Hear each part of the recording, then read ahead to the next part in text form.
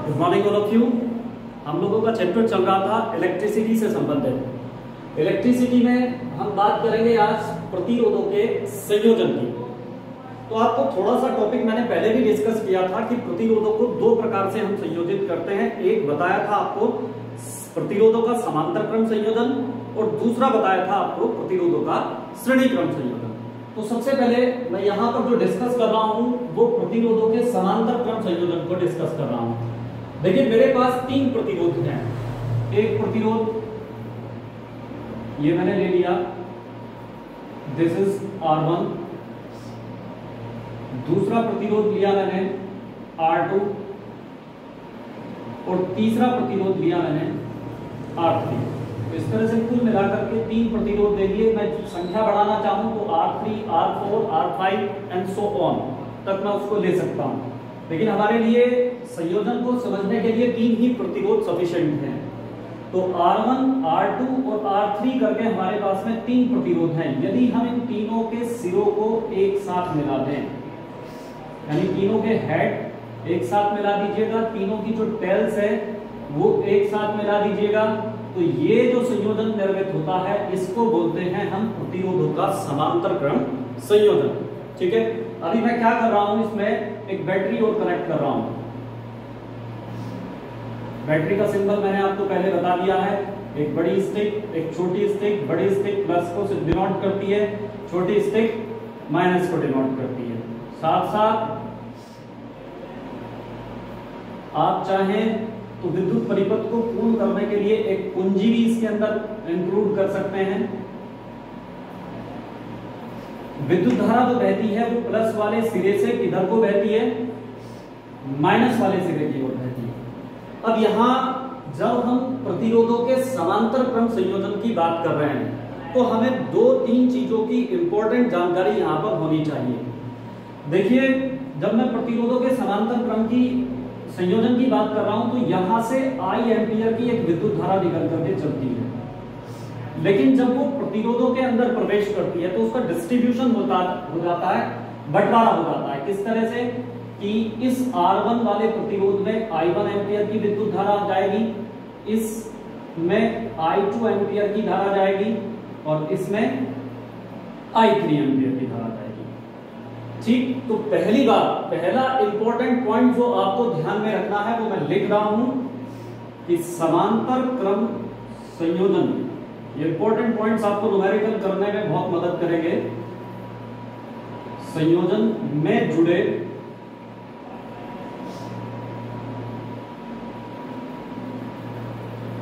प्रतिरोधों में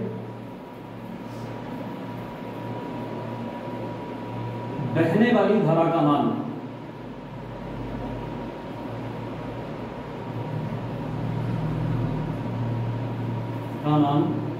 कैसा होता है, भिन्न भिन्न होता है। एक इंपॉर्टेंट पॉइंट जो आपको ध्यान रखना है, न्यूमेरिकल निकालने में आपकी बहुत मदद करने वाला है ये पॉइंट। ठीक, दूसरी बात आपको ध्यान में रखनी है कि अगर इस बैटरी का विभवांतर V वोल्ट है, कितना मान लिया मैंने, V वोल्ट, तो चूंकि इन तीनों के हेड और टेल एक एक सिरे पर जुड़े हुए हैं, तो ये भी एक इंपॉर्टेंट चीज ध्यान में रखने की है कि जो प्रतिरोध समांतर क्रम में जुड़े होते हैं उनके सिरों पर जो विभवांतर होता है वो समान होता है और वो बैटरी के विभव के बराबर होता है। ठीक, तो एक दूसरा इंपॉर्टेंट पॉइंट आपके लिए कि समांतर क्रम संयोजन में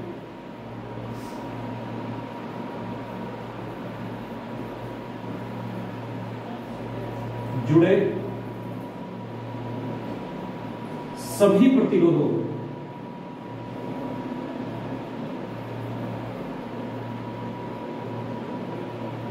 के सिरों पर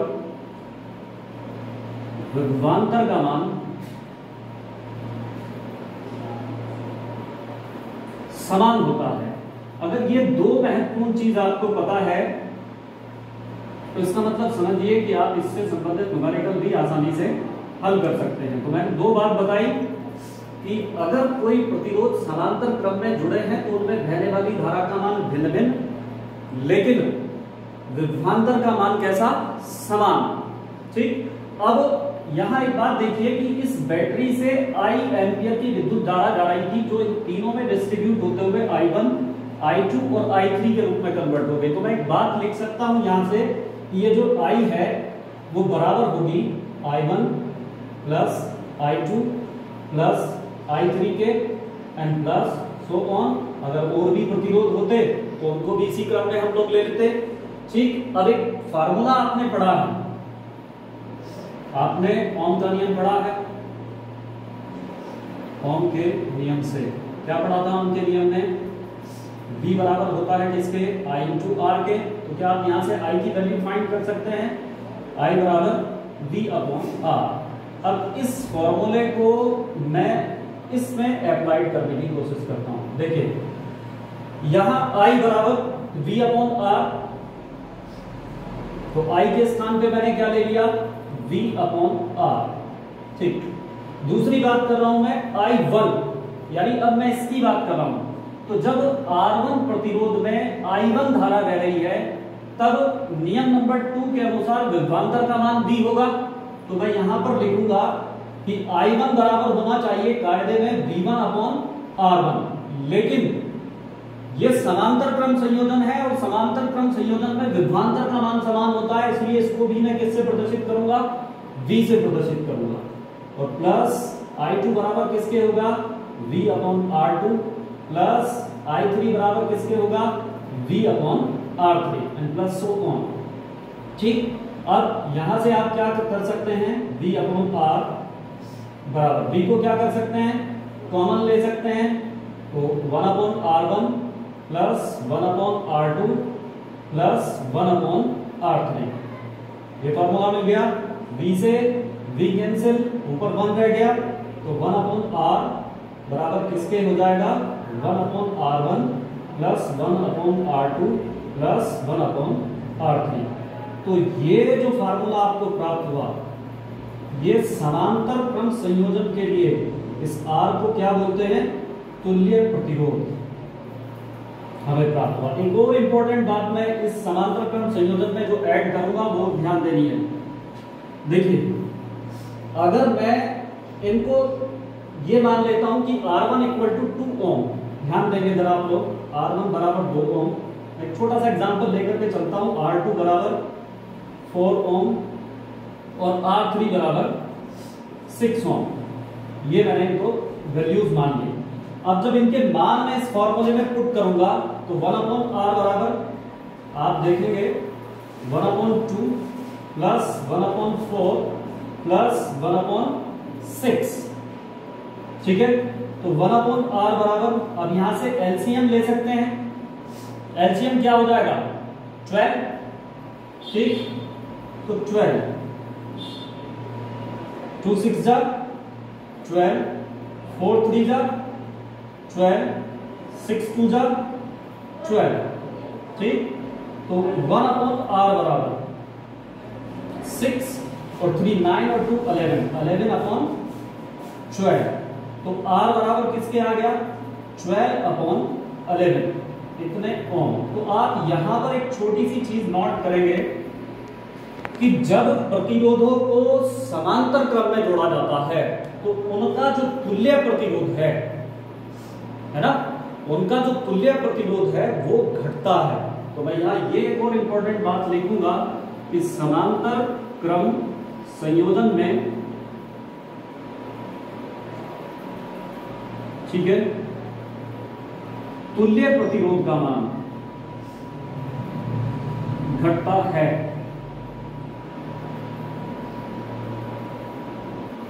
ये महत्वपूर्ण जानकारी हमारे लिए निकल करके आई। और इसी कारण से आप देखते हैं कि जो घरेलू परिपथ होता है, जो घरों में इलेक्ट्रिसिटी के उपकरण आपस में जुड़े होते हैं, जो घरेलू विद्युत परिपथ हमारा बना हुआ होता है, उसमें जितने भी एपरेटस जुड़े होते हैं, जितने यंत्र जुड़े होते हैं, वो सभी समांतर क्रम में जुड़े होते हैं। इससे क्या लाभ होता है कि कुल प्रतिरोध, यानी परिपथ का जो कुल प्रतिरोध है वो कैसा हो जाता है? कम हो जाता है। तो ये भी एक छोटी सी पॉइंट हमें ध्यान में रखनी है कि घरेलू विद्युत परिपथ में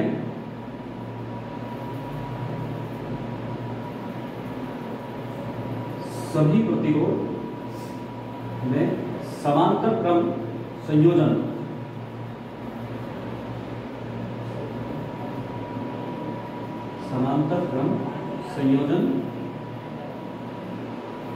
होता है। तो ये 4 महत्वपूर्ण जानकारी मेरे लिए निकल करके आती है। पहली बात, नंबर 1 जो इंपॉर्टेंट पॉइंट आपको ध्यान रखना है कि समांतर क्रम संयोजन में जुड़े सभी प्रतिरोधों में धारा का मान भिन्न भिन्न होता है।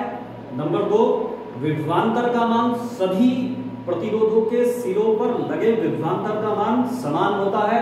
नंबर 3, समांतर क्रम संयोजन में तुल्य प्रतिरोध का मान घटता है। और किस फॉर्मूले से निकालते हैं? 1/r बराबर 1/r1 plus 1/r2 plus 1/r3 and plus 1/so। जितने भी आपको दिए गए हो। और चौथी महत्वपूर्ण बात, जो घरेलू विद्युत परिपथ होता है उसमें सभी उपकरण जो होते हैं वो समांतर क्रम में संयोजित होते हैं, जिससे कि कुल प्रतिरोध का मान क्या किया जा सके, कम रखा जा सके। पॉज करते हैं।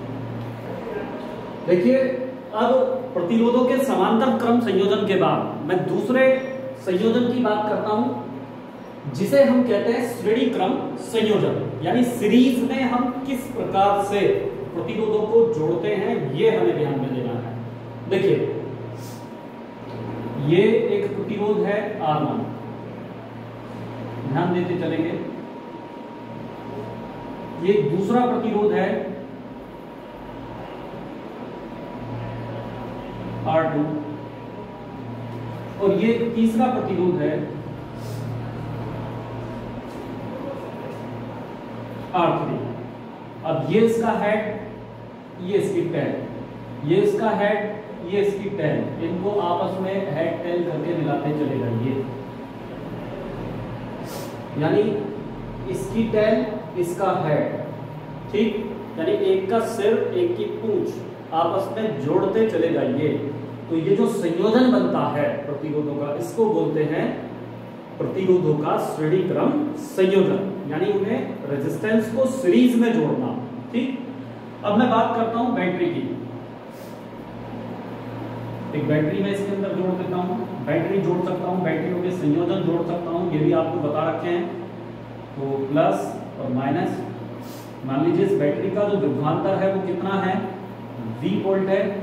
ठीक, धारा आपको पता है किधर से बहेगी, प्लस वाले सिरे से बहती है और किधर को बहती है, माइनस वाले सिरे की ओर बहती है। ठीक है, तो ये मैंने एक विद्युत परिपथ का निर्माण कर दिया जिसमें 3 प्रतिरोध R1, R2 और R3 एक बैटरी और एक कुंजी के साथ में श्रेणी क्रम में जुड़े हुए हैं। अब जैसे मैंने समांतर क्रम के लिए 3-4 इंपॉर्टेंट पॉइंट्स लिखे थे, मैं यहां भी कुछ इंपॉर्टेंट पॉइंट लिखता हूं। नंबर 1 बात, देखिए यहां से बैटरी से I एम्पीयर की धारा चली, तो याद रखिए प्रत्येक प्रतिरोध में बहने वाली धारा का मान कैसा होगा, समान होगा। ये पहली बात। जैसे मैंने समांतर क्रम संयोजन में बताया था कि प्रत्येक प्रतिरोध में बहने वाली धारा का मान भिन्न भिन्न होता है, लेकिन श्रेणी क्रम संयोजन में मैं कह सकता हूं प्रत्येक परिपथ में या प्रत्येक प्रतिरोध में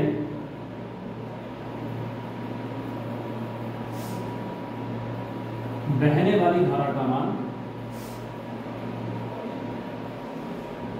कैसा होता है, समान होता है। एक बात जो इंपॉर्टेंट है वो हमें याद रखनी है, ये श्रेणी क्रम संयोजन की विशेषताएं मैं बता रहा हूं। दूसरी बात, अब यहां अगर विभवांतर देखा जाए तो प्रत्येक प्रतिरोध के सिरों पर लगा विभवांतर भिन्न भिन्न होगा। यानी बैटरी का कुल V वोल्ट है, लेकिन अगर मैं R1 के बीच में विभवांतर निकालूं तो यहां कितना आएगा, V वोल्ट, V1 वोल्ट।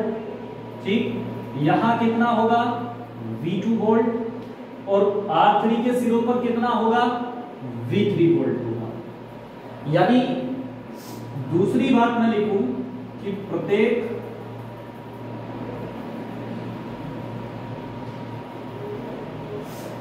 प्रतिरोध के सिरों पर विभवांतर कैसा होता है, भिन्न भिन्न होता है। ये दूसरा इंपॉर्टेंट पॉइंट हमारे लिए, ठीक है। तो दो इंपॉर्टेंट पॉइंट श्रेणी क्रम संयोजन के लिए कि प्रत्येक प्रतिरोध में बहने वाली धारा का मान समान, किंतु प्रत्येक प्रतिरोध के सिरों पर लगा विभवांतर भिन्न भिन्न। अब ये जो V1, V2 और V3 इसी बैटरी के V वोल्ट से प्राप्त हुए, यानी इसी का डिस्ट्रीब्यूशन हुआ, तो मैं इसके लिए ये लिख सकता हूं कि V बराबर V1 plus V2 plus V3। फिर आपने ओम का नियम पढ़ा है। ओम का नियम क्या कहता है, V बराबर IR, ठीक। तो मैंने V के स्थान पर क्या लिख दिया, IR, और V1 बराबर I1 R1, लेकिन मैं यहां I1 नहीं लूंगा, क्यों? क्योंकि प्रत्येक प्रतिरोध में बहने वाली धारा का मान कैसा है, समान है। वो कितना है, I है, ठीक। प्लस IR2 प्लस IR3, ठीक है। अब एक काम कर सकता हूं मैं, I इंटू R बराबर I R1 plus R2 plus R3, I से I कैंसिल, तो R बराबर क्या आ गया, R1 plus R2 plus R3। ये श्रेणी क्रम संयोजन के लिए फॉर्मूला डेराइव करके आ गया। अच्छा, जैसे मैंने पहले एग्जाम्पल लिया था कि मान लो R1 बराबर कितना मान लिया था मैंने, 2 ओम, R2 बराबर 4 ओम, R3 बराबर 6 ओम। तो यहाँ तुल्य प्रतिरोध जो R है वो कितना हो जाएगा, 2 प्लस 4 प्लस 6, यानी कितना, 12 ओम। तो एक बात आप यहाँ नोटिस कर रहे हैं कि जैसे प्रतिरोधों को समांतर क्रम में जोड़ने पर तुल्य प्रतिरोध का मान घटा था, यहाँ पर तुल्य प्रतिरोध का मान क्या होगा, बढ़ेगा। तो ये भी इंपॉर्टेंट पॉइंट याद रखने की है कि श्रेणी क्रम संयोजन में कि तुल्य प्रतिरोध का मान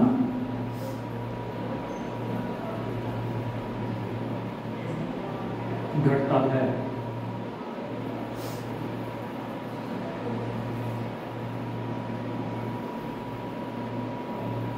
ठीक है, तो ये थे आपके प्रतिरोधों के समांतर क्रम और श्रेणी क्रम संयोजन। ये जो इंपॉर्टेंट पॉइंट्स मैंने आपको लिखा है, ये फार्मूला बिल्कुल सिंपल है। 1/R समांतर क्रम के लिए 1/R बराबर 1/R1 plus 1/R2 plus 1/R3, और श्रेणी क्रम संयोजन के लिए R बराबर R1 plus R2 plus R3। लेकिन कुछ इंपॉर्टेंट पॉइंट्स तो मैंने दिए हैं, अगर आप न्यूमेरिकल अच्छे से करना चाहते हैं तो ये इंपॉर्टेंट पॉइंट्स भी आपको अच्छे तरीके से याद होने चाहिए। जय हिंद।